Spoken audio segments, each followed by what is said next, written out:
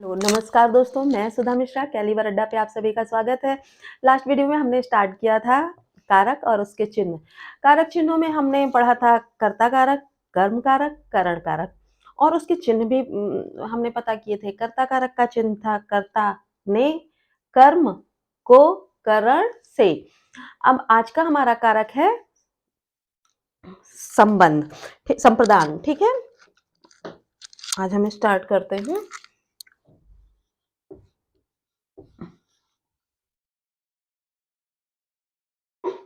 कारक, चौथा कारक हमारा है संप्रदान। ठीक,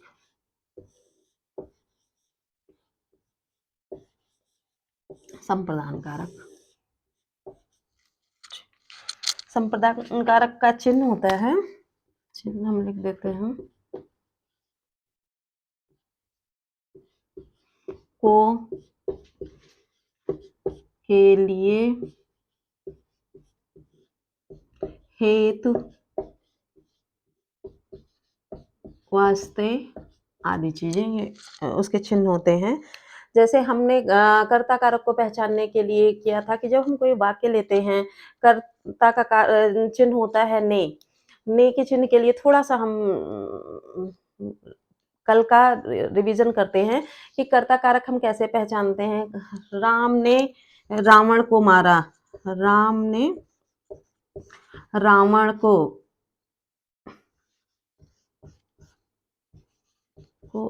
मारा, तो ने यहाँ हमारा कर्ता कारक होगा। यहाँ कर्ता कौन होगा?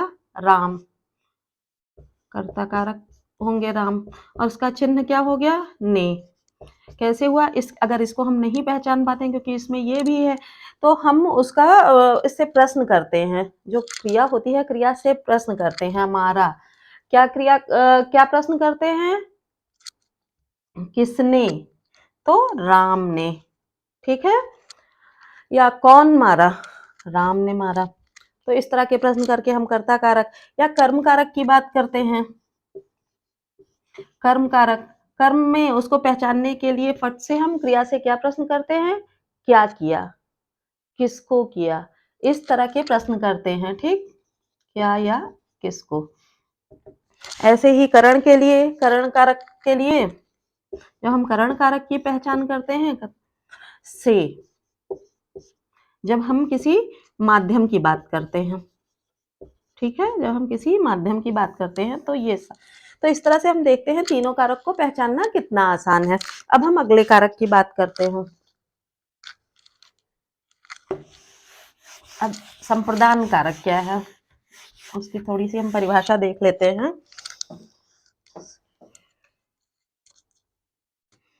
संप्रदान वह होता है कि जिसके लिए कोई क्रिया की जाती है। ठीक है, जिसके लिए कोई भी क्रिया करी जाती है, कोई भी काम होता है जिसके लिए, उसे हम संप्रदान कारक कहते हैं। उदाहरण हम देख लेते हैं। जैसे हो गया, रीना अपने भाई के लिए मिठाई लाई। ठीक, संप्रदान क्या हुआ? किसके लिए क्रिया की जा रही है? रीना किसके लिए क्रिया कर रही है? अपने भाई के लिए। चिन्ह क्या हो गया? के लिए। ठीक, तो ये संप्रदान हुआ। रीना, कौन लाया मिठाई? रीना लाई। किसके लिए? अपने भाई के लिए मिठाई लाई। के लिए चिन्ह से हम पहचान लेंगे कि ये संप्रदान कारक है। अब कई बार होता है कि को का प्रयोग होता है। अब आप ये कहेंगे कि कैसे हम पहचानेंगे? को का यूज हम इस तरह से करेंगे कि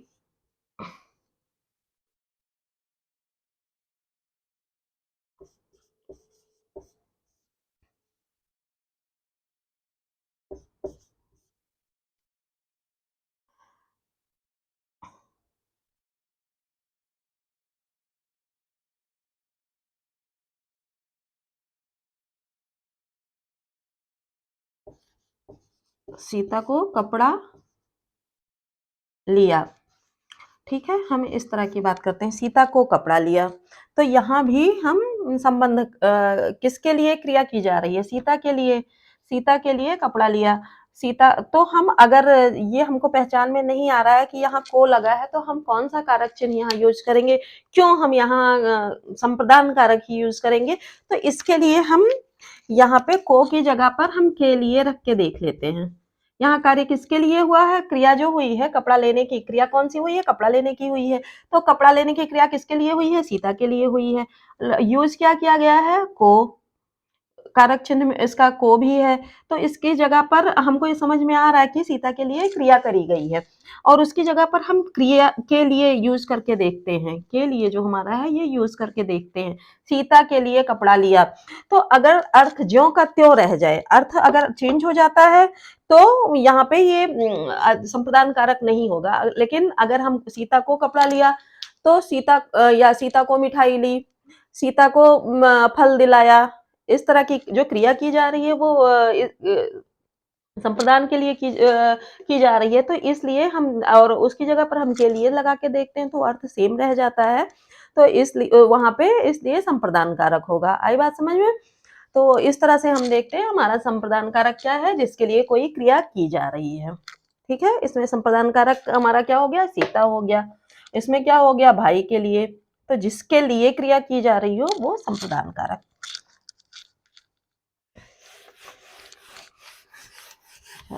पांचवा हमारा है, देख लेते हैं, अपादान कारक। पांचवा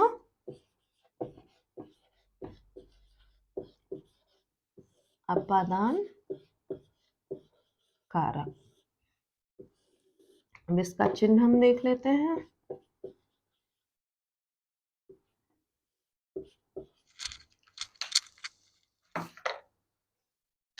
कल हमने आपको बताया था इसका चिन्ह भी से होता है। ठीक है, अब ये किसके लिए होता है? ये अपादान का प्रयोग, अपादान कारक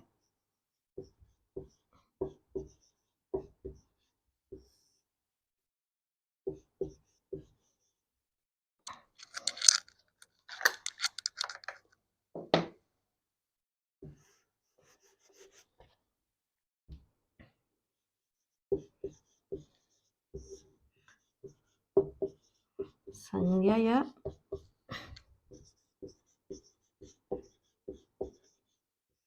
सर्वनाम के जिस रूप से तुलना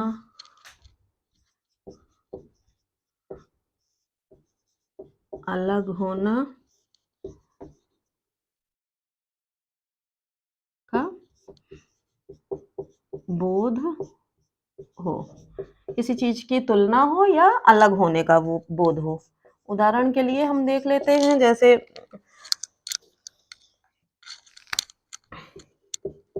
राधा सीमा से गोरी है।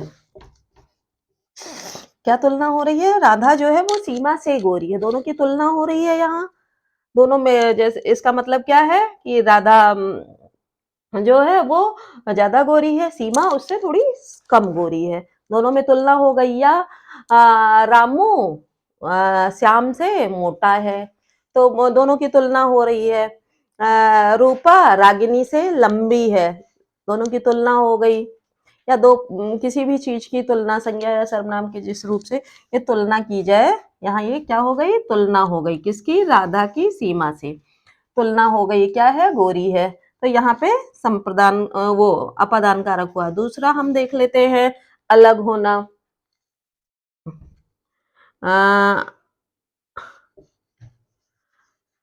राधे पेड़ से गिर गया। क्या हो गया? गिर गया। राधे पेड़ पे बैठा हुआ था और पेड़ से नीचे गिर गया, यानी अलग होना हमको दिख गया। क्या दिखा? अलग होना। किससे अलग हुआ? पेड़ से। तो यहाँ पे अलग होना दिख रहा है। हमने जब पढ़ा था करण कारक, करण कारक में क्या हुआ, क्या होता था, माध्यम उसमें पता चलता था। जैसे यही चीज है, तो ये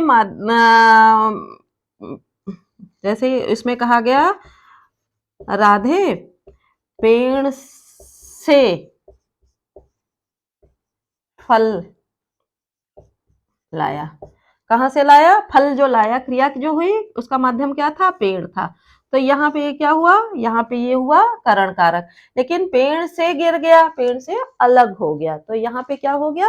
यहाँ पे अपादान कारक हो गया। ठीक, अब अगला कारक हम देखते हैं।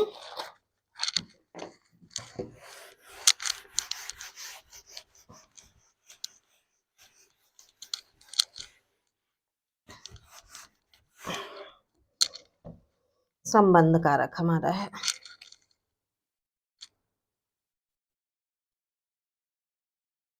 जैसा नाम से ही दिख रहा है, संबंध कारक। इसका चिन्ह क्या हो गया?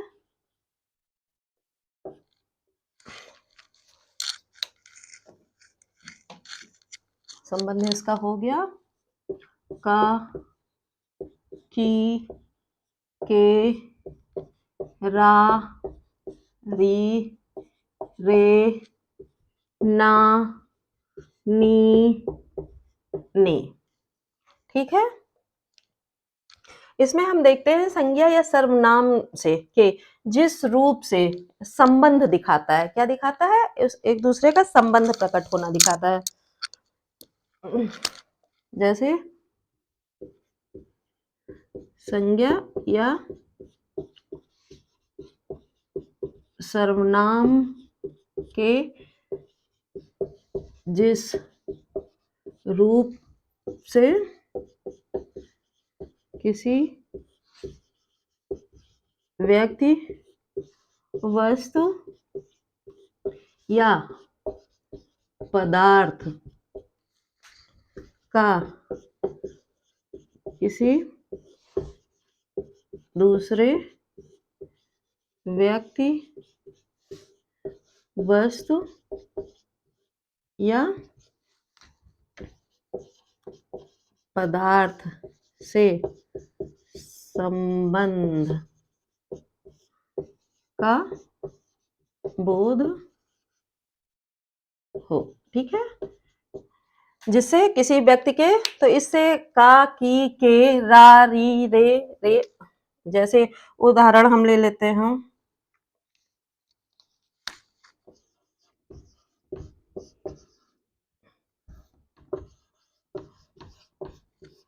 उदाहरण हमारा हो गया,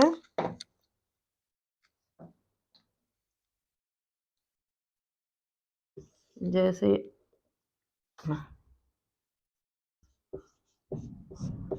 रूपा का भाई लंबा है। किसका भाई लंबा है? संज्ञा क्या है यहाँ? कारक क्या हो गया? संबंध किससे बताया जा रहा है? रूपा का भाई। और चिन्ह क्या है? चिन्ह यहाँ हो गया का। ठीक, तो रूपा का भाई लंबा है, किससे संबंध बताया जा रहा है? संबंध बताया जा रहा है रूपा से। जो भाई ये लंबा है, इसका संबंध किससे बताया जा रहा है? रूपा से। या अब आप कहेंगे का, की, के, या उसके भाई का रूपा की जगह लिख दिया दूसरा,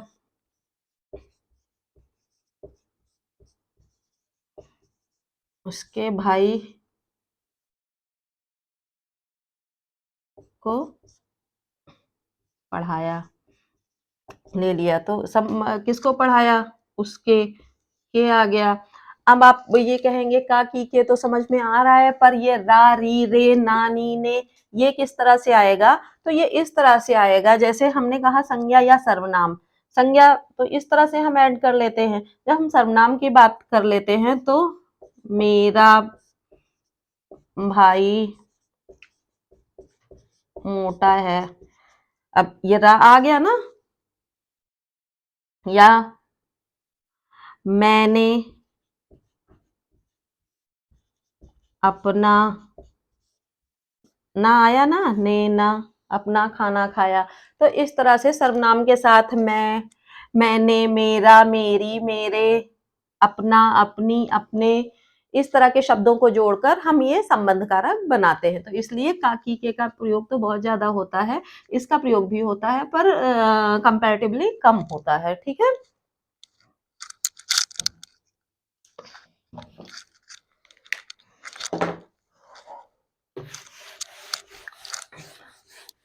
आप इन सब चीजों का स्क्रीनशॉट लेते जाइएगा। और कर्ता और कारक, कारक क्या है, कारक के जो पहले 3 कारक हैं और उनका चिन्ह, उनकी पहचान के लिए आप पिछला वीडियो जरूर देखते जाइएगा। अगला कारक हमारा है अधिकरण।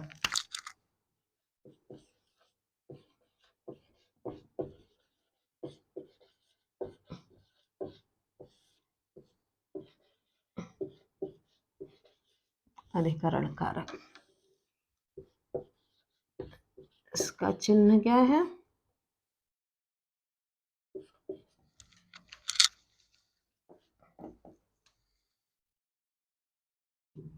में या पर। ठीक है। अब हम अधिकरण की बात जब हम करते हैं तो ये अधिकरण कारक लिख देते हैं।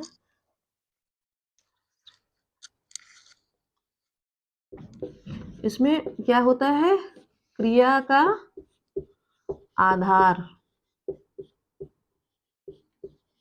आश्रय या समय जिससे व्यक्त हो। ठीक है, वही अधिकरण कारक है। क्या है, जिससे क्रिया का आधार व्यक्त हो, आश्रय व्यक्त हो या समय व्यक्त हो। समय क्या बताता है, जब भी हम समय की बात करेंगे तो अधिकरण कारक वहां आएगा। उदाहरण हम देख लेते हैं, जैसे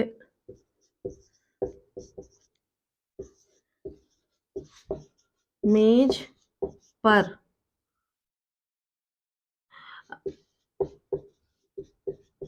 गिलास रखा है। ठीक है, यहाँ हम बात कर रहे हैं तो ये पर आ गया ना, कारक चिन्ह है इसका पर। तो यहीं से हमको पहचान में आ गया कि यहाँ क्या है, अधिकरण कारक है। इसमें कोई ज्यादा पहचान वाली बात नहीं है। आधार क्या है, गिलास का आधार क्या है, मेज है। तो अधिकरण कहाँ हो गया, यहाँ हो गया। गिलास का आधार मेज है तो मेज पर रखा है। या शेर जंगल में रहता है। ठीक, तो यहाँ शेर जो है कहाँ रहता है, उसका आश्रय स्थल क्या है, जंगल में। ठीक है, तो क्रिया का आधार क्या है, जंगल है, इसको व्यक्त करता है। ठीक है। अब आपके मन में क्वेश्चन आएगा कि कहाँ हम पर यूज करेंगे और कहाँ पर हम में यूज करेंगे। तो इनके लिए आपको ये चीज जानना जरूरी है कि में, जब हम कोई चीज जैसे हमने लिखा में, तो में के लिए ये उसको कवर होना जरूरी है, 3 तरफ से कवर होना चीजें जरूरी हैं। जब जंगल है ना, जंगल पे, जंगल में नीचे धरातल है, इधर उधर से पेड़ उगे हैं। ठीक, तो ये कवर है यानी में रहता है। मेज, अगर हम पर की बात करें तो पर, मेज मान लिया हमने, मेज पर। तो पर क्या है, मेज ये हमारी बनी हुई है तो उसके ऊपर है, 3 तरफ से खुला है। जब 3 तरफ से चीजें खुली हो तो पर का यूज होगा।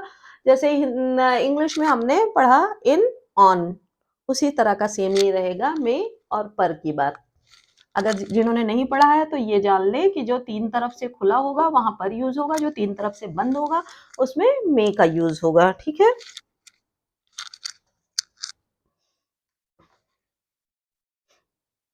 हाँ, एक चीज और आएगा कि अगर हम मैं की बात करें कि मैंने एक ये भी बताया कि समय बताता है। तो जैसे मैंने कहा कि मैं 10 रुको, मैं 10 मिनट में आया, 10 मिनट में, तो 10 मिनट समय बता रहा है, तो वहां भी अधिकरण कारक का प्रयोग होगा। कोई भी समय बताने वाला जो शब्द वाक्य आएगा वो अधिकरण कारक ही होगा। अब लास्ट हमारा है संबोधन कारक।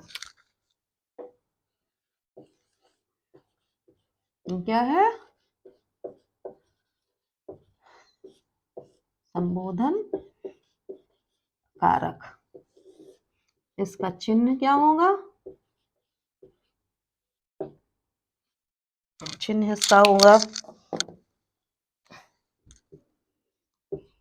हे, हो, अरे,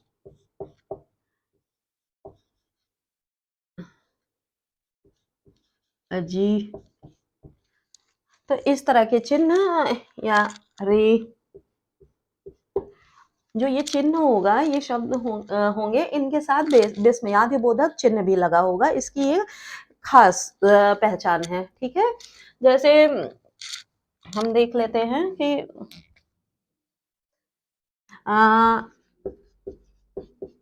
संज्ञा या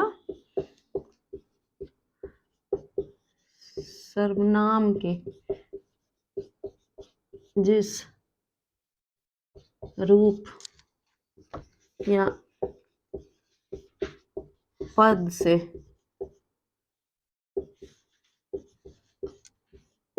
किसी को पुकारने या संबोधन करना प्रकट हो। ठीक है, किसी को पुकारना या संबोधन करना प्रकट हो। ठीक है, उदाहरण हम देख लेते हैं। जैसे हमने कहा कि हे प्रभु रक्षा करो। ठीक, या फिर हमने अरे ये क्या किया तुमने?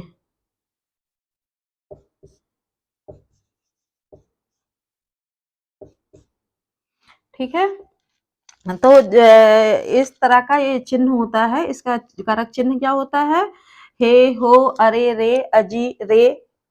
तो इस तरह के जिसमें हम विस्मय प्रकट करते हैं या किसी को पुकारते हैं, अरे, हे, इस तरह के जो चिन्ह आते हैं उनको हम संबोधन कारक कहते हैं। और एक चीज इसमें खास बात है कि बाकी जो हमारे 7 कारक होते हैं उसमें जो कारक चिन्ह होता है वो शब्द वाक्य के बीच में होता है, और ये लास्ट हमारा जो संबोधन कारक होता है इसमें जो कारक चिन्ह होता है वो सबसे पहले होता है। ठीक है, देख रहे हैं, सबसे पहले ही है। तो संबोधन कारक में ये चिन्ह सबसे पहले ही होता है। तो इस तरह से आपने सारे कारक, 8 कारक और उसके चिन्ह पढ़ लिए। और किसी कारक या उसके चिन्ह को पहचानने में किसी तरह की दिक्कत आ रही या कुछ भी समझ में नहीं आया कारक चिन्हों में, क्योंकि इन बेस को याद करना नहीं ज़रूरी है, इन चीज़ों को समझना ज़रूरी है। जब तक आप समझेंगे नहीं तब तक चीज़ें आपके समझ में नहीं आएँगे, क्योंकि कई बार ऐसे शब्द आ जाते हैं। अब आजकल क्वेश्चन का पैटर्न बदल चुका है, तो पैटर्न में इस तरह के क्वेश्चन पूछ लिए जाते हैं कि जहां आपको ये समझ में नहीं आता कि वाक्य शुद्धिकरण के साथ में ये पूछ लिए जाते हैं कि किस तरह के प्रश्न हैं। तो इसके लिए आपको कारक चिन्ह और उसका उद्देश्य क्या है, वो किस तरह से पहचाना जाए, यह जानना जरूरी है। तो उसके लिए हम थोड़ा सा ये देख लेते हैं। कारक, कर्ता, कर्म, करण,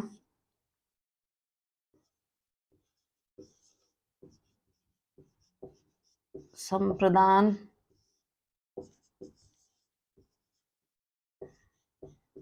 अपादान,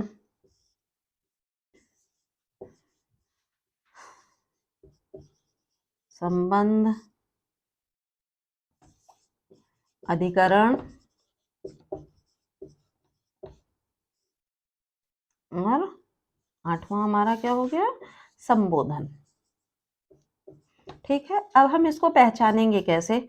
हमने जैसा कि बताया कि हमको याद नहीं करना है, पहचानना है। तो पहचानने के लिए कर्ता कारक क्या होता है? काम करने वाला। इसमें हमको क्या ढूंढना है? काम करने वाला। ठीक है, कर्म कारक, कर्म मतलब जैसे क्रिया जिस हुई, क्रिया का प्रभाव जिस पे पड़ रहा हो वो कर्म कारक है। करण, करण क्या है हमारा? माध्यम हो गया, हमने बताया था। संप्रदान के लिए मतलब संप्रदान कारक हमारा हो गया कि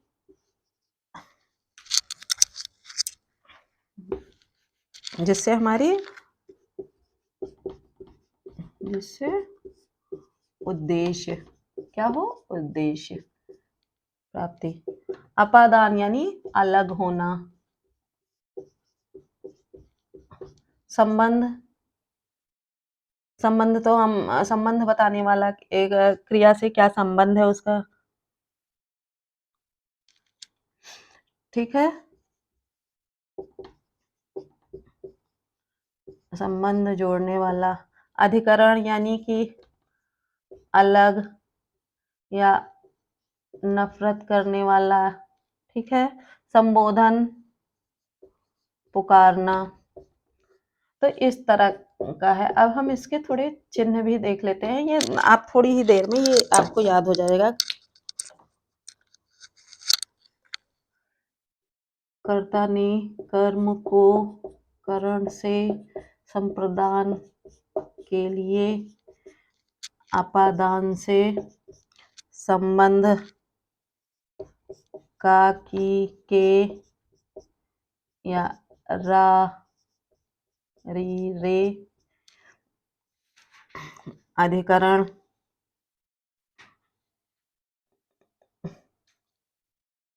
एक मिनट, ये समय बताने का कारक है।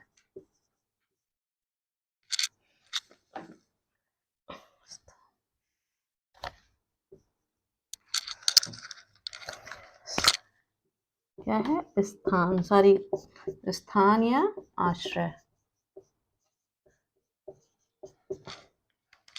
इसका चिन्ह क्या है? में, पर, इसका, हे, हो, अरे, ये कारक चिन्ह होते हैं जिससे हम ये पहचान लगा देते हैं। जैसे कर्ता कारक पहचानना है तो इसमें काम करने वाला मुझे ढूंढना होगा। कर्म कारक पहचानना, क्रिया का प्रभाव किस पर पड़ रहा है। करण है तो माध्यम क्या है वो से चिन्ह आएगा। संप्रदान है तो जिससे उद्देश्य प्रकट हो। अपादान है वो अलग होना, किसी तरह की नफरत करना, नफरत से अलग हो या तुलना करना, इस तरह की चीजें। या समय बताता है, ठीक है। या संबंध कारक है वो संबंध जोड़ता है कि इसका उससे। तो इसी तरह अधिकरण कारक है वो स्थानीय आश्रय बताता है, जैसे जंगल में रहता है, पुस्तक मेज पे रखी है।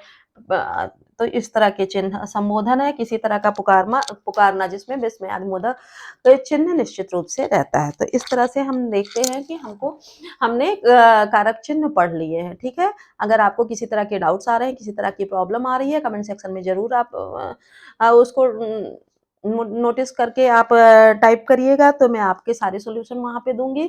और इसके अलावा किसी तरह की ज़रूरत हो तो आप मुझे मैसेज कर सकते हैं। आप कमेंट सेक्शन में ही मुझे अपने प्रॉब्लम डाल दीजिएगा, मैं आपको उसके प्रॉब्लम सॉर्ट आउट करूंगी, ठीक है। तब तक के लिए धन्यवाद।